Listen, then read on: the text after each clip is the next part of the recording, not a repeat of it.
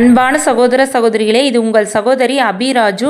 இன்னைக்கு கொத்தமல்லி மற்றும் புதினா இரண்டும் கலந்து செஞ்ச கலவை சட்னி எப்படி செய்கிறதுன்னு சொல்லி இந்த வீடியோவில் பார்த்துடலாம். அடுப்பு பற்ற வச்சு பார்த்துக்கோங்க.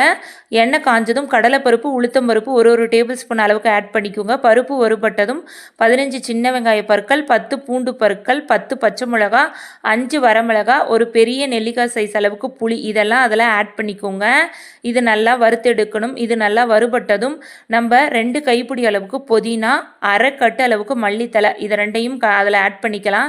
இதை நல்லா வதக்கிக்கோங்க. இதன் கூட தேவையான அளவு தேங்காய் துகளை சேர்த்துக்கோங்க. கூடவே கல் உப்பு தேவையான அளவு சேர்த்துக்கோங்க. இதை நல்லா வதக்கி ஆற வச்சுக்கோங்க. ஆறுனதை மிக்சி ஜாரில் சேர்த்துக்கோங்க.